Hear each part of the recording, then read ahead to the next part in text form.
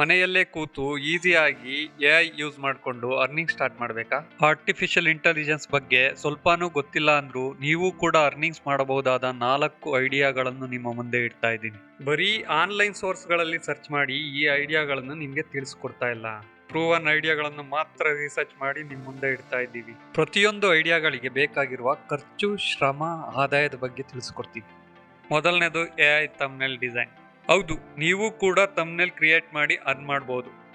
ಒಂದು thumbnail value ಏನು ಅಂತ ಯೂಟ್ಯೂಬ್ ಚಾನಲ್ ಮೇಂಟೈನ್ ಮಾಡ್ತಿರೋರಿಗೆ ಮಾತ್ರ ಗೊತ್ತಿರುತ್ತೆ. ಹಾಗಾದ್ರೆ ಥಂಬ್ನೇಲ್ ಅಂದ್ರೆ ಏನು? ನೀವು ಯೂಟ್ಯೂಬ್ ಓಪನ್ ಮಾಡಿದಾಗ ವಿಡಿಯೋ ಕ್ಲಿಕ್ ಮಾಡೋದಕ್ಕೂ ಮುಂಚೆ ಕಾಣುತ್ತಲ್ಲ ಅದು. ಥಂಬ್ನೇಲ್ ಹೇಗೆ ಕ್ರಿಯೇಟ್ ಮಾಡೋದು?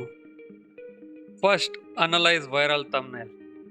ಅಂದ್ರೆ ನಿಮ್ಮ ಟಾಪಿಕ್ಕಿಗೆ ಸೂಟ್ ಆಗುವಂತ ಆಲ್ರೆಡಿ ವೈರಲ್ ಆಗಿರೋಂಥ ಚಾನಲ್ಗಳ ಥಂಬ್ನೇಲ್ ಅನಲೈಸ್ ಮಾಡಬೇಕು.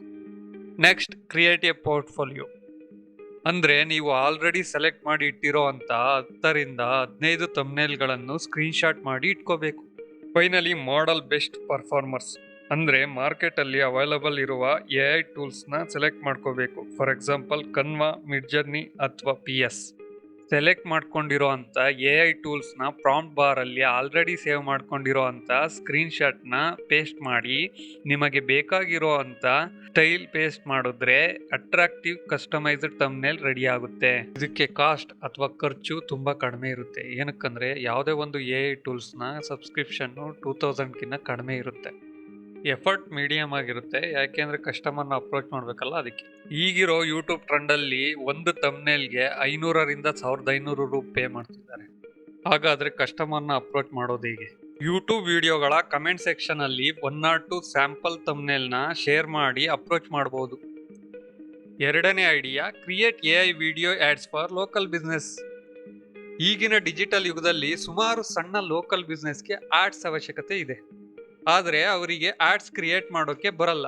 ನೀವು ಅವೈಲೇಬಲ್ ಇರುವ ಎಐ ಟೂಲ್ಸ್ ಯೂಸ್ ಮಾಡಿಕೊಂಡು ಆಡ್ಸ್ ಕ್ರಿಯೇಟ್ ಮಾಡಿ ಸೇಲ್ ಮಾಡ್ಬೋದು. ಹಾಗಾದ್ರೆ ಆಡ್ ಕ್ರಿಯೇಟ್ ಮಾಡೋದು ಹೇಗೆ? ಮೊದಲು ಅಡ್ವರ್ಟೈಸ್ಮೆಂಟ್ ಸ್ಕ್ರಿಪ್ಟ್ ಅನ್ನು ChatGPTಯಲ್ಲಿ ಜನರೇಟ್ ಮಾಡ್ಕೋಬೇಕು.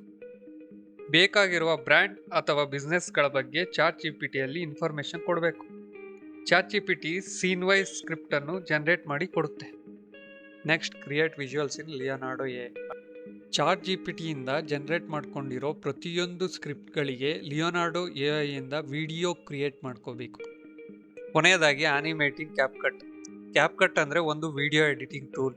ನೀವು ಆಲ್ರೆಡಿ ಜನರೇಟ್ ಮಾಡಿರೋ ಸ್ಮಾಲ್ ವಿಡಿಯೋಗಳನ್ನು ನೀವು ಕಂಬೈನ್ ಮಾಡಿ ಒಂದು 30 ಸೆಕೆಂಡ್ ವಿಡಿಯೋನಾಗಿ ಮಾಡಬೇಕು. ಮಾಡಿದ್ರೆ ಆ್ಯಡ್ ವಿಡಿಯೋ ರೆಡಿ. ಕಾಸ್ಟ್ ಬಂದ್ಬಿಟ್ಟು ಮೀಡಿಯಮ್ ಆಗಿರುತ್ತೆ, ಯಾಕೆಂದರೆ ನೀವು ಒಂದು ಎಫೆಕ್ಟಿವ್ ಆ್ಯಡ್ ಕ್ರಿಯೇಟ್ ಮಾಡಬೇಕು ಅಂದರೆ 3 to 4 ಎಐ ಟೂಲ್ಸ್ನ ನೀವು ಪರ್ಚೇಸ್ ಮಾಡಬೇಕು. ಎಫರ್ಟು ತುಂಬ ಕಡಿಮೆ ಇರುತ್ತೆ, ಯಾಕೆಂದರೆ ಎಲ್ಲ ಕೆಲಸಗಳನ್ನು ಎಐ ಟೂಲ್ಗಳೇ ಮಾಡ್ತವೆ. ಆದಾಯ ಇದರಲ್ಲಿ ತುಂಬ ಜಾಸ್ತಿನೇ ಇರುತ್ತೆ. ಬಿಗಿನರ್ಸ್ ಆದರೆ ಒಂದು ಆ್ಯಡ್ಗೆ 500 ಚಾರ್ಜ್ ಮಾಡ್ಬೋದು.